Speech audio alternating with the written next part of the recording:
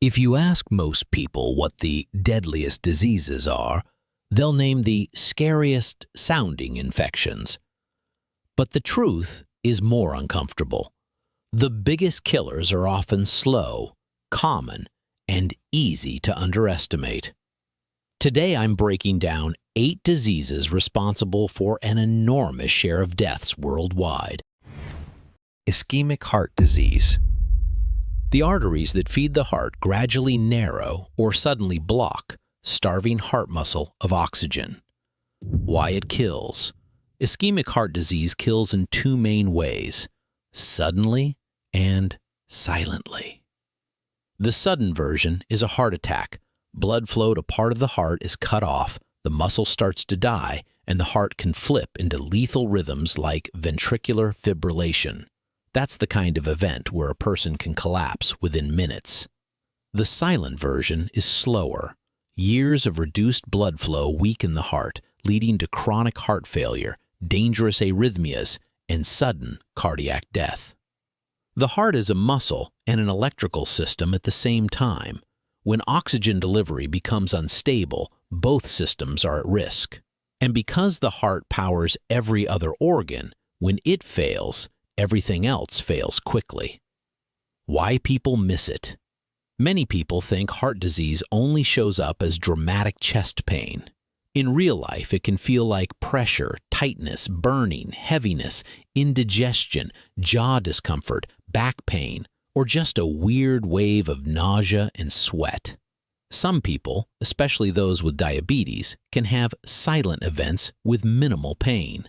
Another reason it gets missed is normalization. High blood pressure becomes my normal. High cholesterol becomes family genetics. And being winded becomes I'm just out of shape. People adapt their lives around symptoms instead of treating them as warning signs. And some avoid care because they fear what they might hear. What actually lowers risk? The biggest wins are boring and powerful. Control blood pressure, treat cholesterol, stop smoking, and manage diabetes. Add consistent activity, walking counts, and keep a healthy weight without crash dieting. Know your numbers: blood pressure, lipid panel, and A1C if you're at risk. If you have chest pressure with shortness of breath, sweating, nausea, or pain radiating to the arm and jaw, don't negotiate with it. Time matters. Prevention also matters. The arteries don't suddenly decide to fail. They've been sending signals for years. Stroke. Blood flow to part of the brain is blocked, or a vessel bursts, causing rapid brain injury. Why it kills. A stroke kills because brain tissue is extremely sensitive to lack of oxygen. In an ischemic stroke, a clot blocks a brain artery, and a region of the brain begins dying within minutes. In a hemorrhagic stroke, bleeding damages tissue directly and increases pressure inside the skull. Either type can disrupt breathing, swallowing, consciousness, and heart regulation, functions your brain runs automatically. Severe strokes can cause fatal swelling or shut down the brain's ability to control vital functions. Even when a stroke isn't immediately fatal, it can start a cascade: aspiration pneumonia, immobility, infections, and complications that shorten life. Why people miss it. Strokes aren't always the obvious can't move at all scenario. They can start as subtle changes: trouble finding words, slurred speech, one-sided weakness or numbness, face drooping, sudden vision loss, imbalance, or confusion. People often wait because symptoms come and go, or because they don't want to overreact. A transient episode can be a TIA, a warning shot, yet people dismiss it once they feel better. Another problem is misattribution. Dizziness becomes inner ear, weakness becomes fatigue, and speech trouble becomes stress. But the brain doesn't send cute warnings. When the brain is losing blood flow, it's a medical emergency. What actually lowers risk? Blood pressure control is the single biggest lever. If you have atrial fibrillation, appropriate anticoagulation can prevent clots that cause stroke. Quitting smoking, managing cholesterol and diabetes, staying active, and maintaining a healthy weight all reduce risk. Learn a simple recognition pattern. Sudden face droop, arm weakness, speech difficulty. Call for emergency help immediately. Modern treatments can dissolve or remove clots, but the window is limited. For prevention, don't ignore mini strokes, and don't treat blood pressure medication like optional vitamins. Chronic obstructive pulmonary disease. Long-term damage to the lungs and airways that slowly reduces airflow and oxygen exchange. Why it kills. COPD kills through gradual suffocation and sudden collapses. Over time, the lungs lose elastic recoil and airways narrow, trapping air and reducing oxygen intake. The body compensates by working harder to breathe, and the heart strains to push blood through damaged lungs. That strain can lead to pulmonary hypertension and right-sided heart failure. COPD also makes people vulnerable to respiratory infections and flare-ups.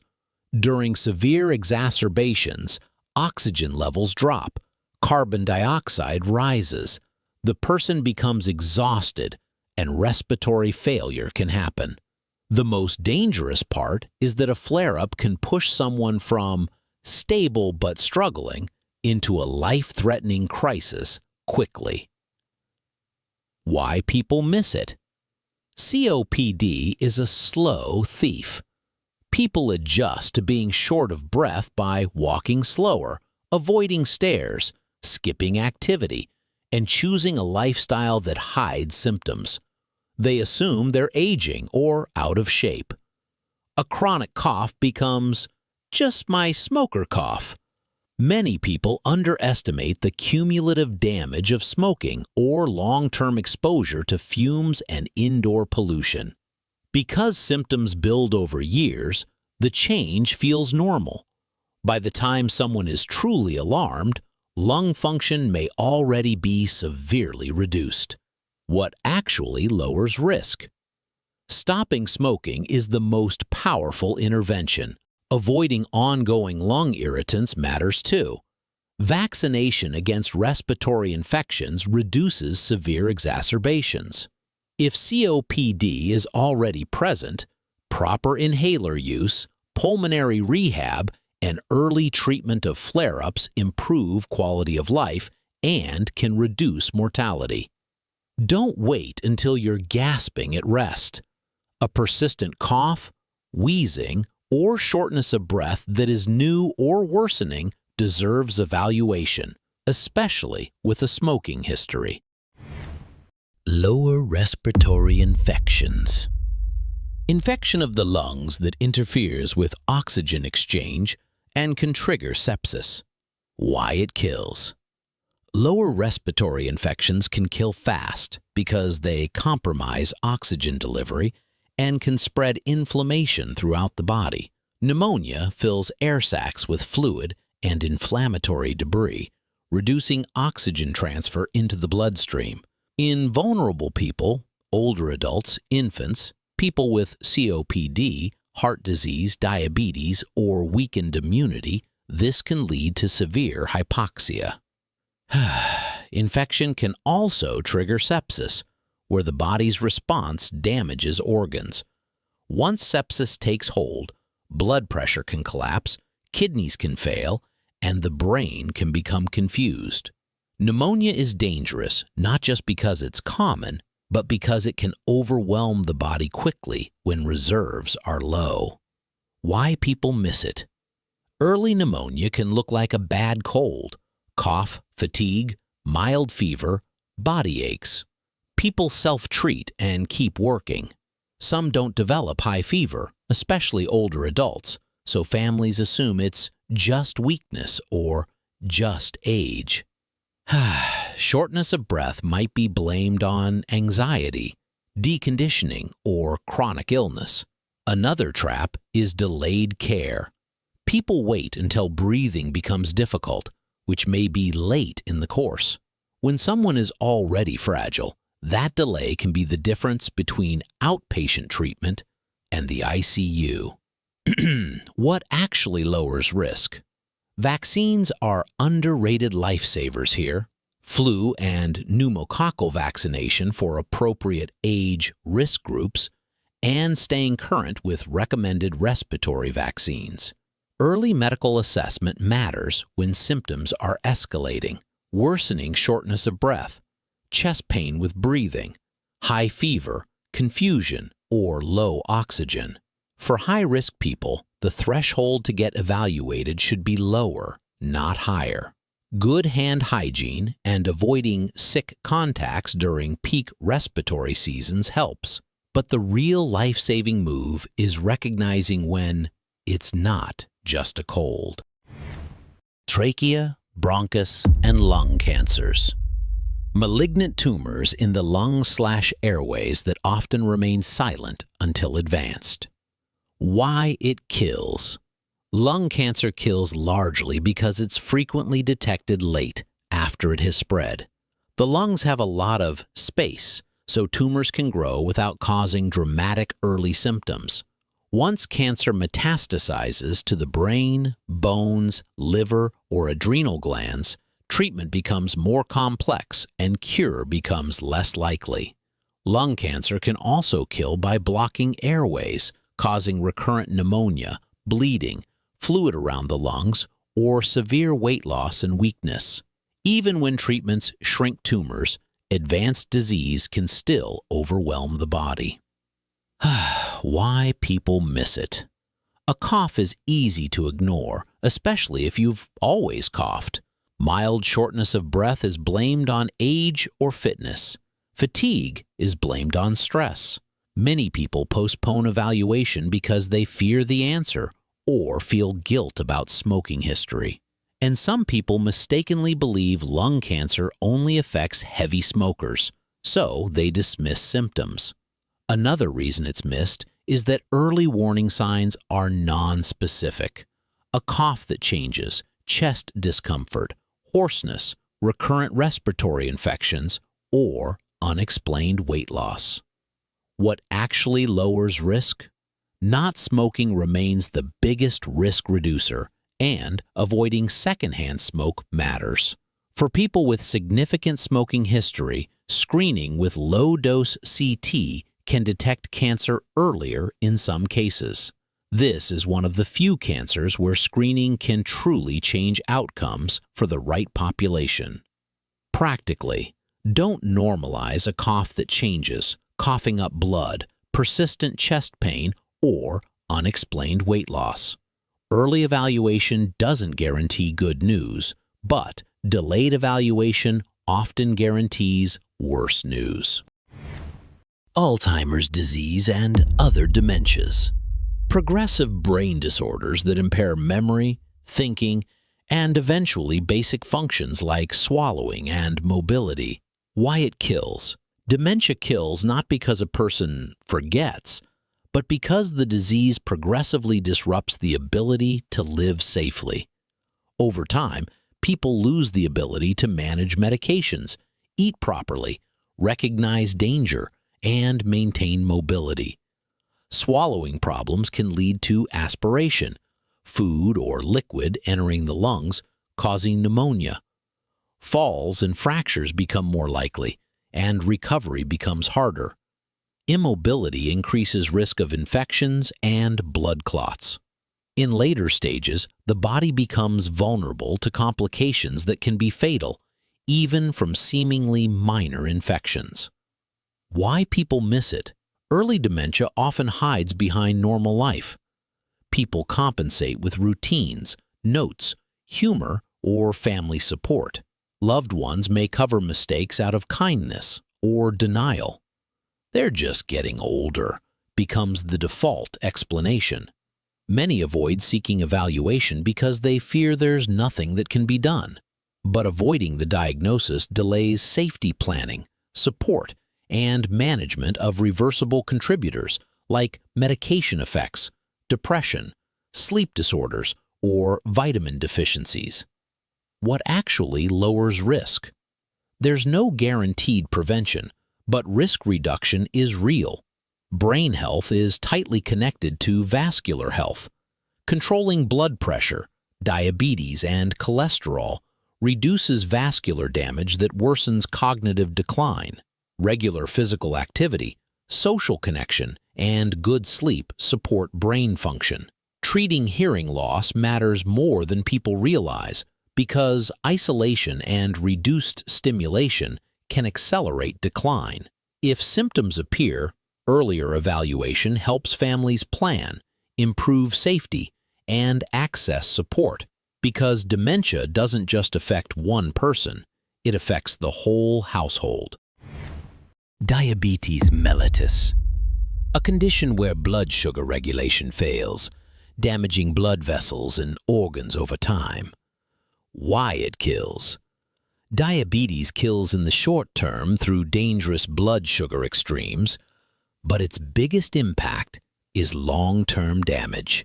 High glucose damages blood vessels and nerves, accelerating atherosclerosis and dramatically increasing the risk of heart attacks and strokes. It also harms kidneys, increases infection risk, slows wound healing, and contributes to amputations. Diabetes is like a multiplier. It makes other major killers more likely and more severe. Many people don't die from diabetes on paper. They die from the complications diabetes fuels. Why people miss it? Early diabetes can be quiet. Some people have vague symptoms: fatigue, thirst, frequent urination, blurry vision, that get blamed on stress or aging. Pre-diabetes can exist for years without obvious symptoms, while damage is already starting. Another reason it's missed is normalization. Sugary foods and sedentary lifestyles are common, so warning signs don't feel alarming. Some people avoid testing because they don't want another diagnosis. But diabetes doesn't care about your feelings, it cares about time. What actually lowers risk? Early detection changes everything. Knowing your A1C and fasting glucose lets you intervene before complications. Sustainable lifestyle changes, consistent movement, improved diet quality, better sleep, make a real difference, especially early. When medication is needed, consistency matters more than perfection. Regular monitoring of eyes, kidneys, and feet prevents silent damage from becoming irreversible. Diabetes management is not about being good or bad. It's about reducing the probability of catastrophic complications. Kidney diseases. Gradual loss of kidney function that destabilizes fluid, electrolytes, blood pressure, and toxin removal. Why it kills? Kidneys are quiet workhorses. They regulate fluid balance, blood pressure, acid-base status, and electrolytes like potassium. When kidney function declines, toxins accumulate, fluid overload stresses the heart and lungs, and electrolyte disturbances can trigger fatal arrhythmias.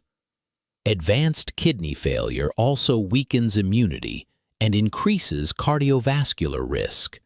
Many kidney patients die from heart disease linked to chronic inflammation and vascular damage. When kidney function drops far enough, dialysis or transplant becomes necessary to survive, and complications remain high risk. Why people miss it? Chronic kidney disease is famous for having few early symptoms. Many people feel fine until function is seriously reduced. Swelling, fatigue, poor appetite, or nausea often appear late and can be blamed on other issues. Another reason it's missed is that the main drivers, high blood pressure and diabetes, are so common that people underestimate how strongly they damage kidneys. Without routine labs, kidney decline can progress silently for years. What actually lowers risk? Controlling blood pressure and diabetes is the foundation. Periodic screening, creatinine/eGFR, and urine albumin/protein detects early kidney damage when interventions can slow progression. Avoid unnecessary long-term use of kidney-stressing medications and be cautious with supplements that are poorly regulated. If kidney disease is detected, guideline-based therapy, diet adjustments, and consistent follow-up can meaningfully delay progression and reduce cardiovascular complications. The key is catching it before the kidneys are forced into a crisis. Conclusion. So those are 8 of the deadliest diseases on Earth, and the pattern is clear. The biggest killers are often not mysterious. They're common, gradual, and underestimated. And the most powerful protection is not some secret hack. It's catching risk early, staying consistent, and taking boring numbers seriously. Blood pressure, blood sugar, cholesterol, kidney function. If you want a follow-up, I can do 8 symptoms of these diseases people ignore until it's too late, or 8 tests that can save your life, and when to get them. Comment which one you want next, and I'll see you in the next video.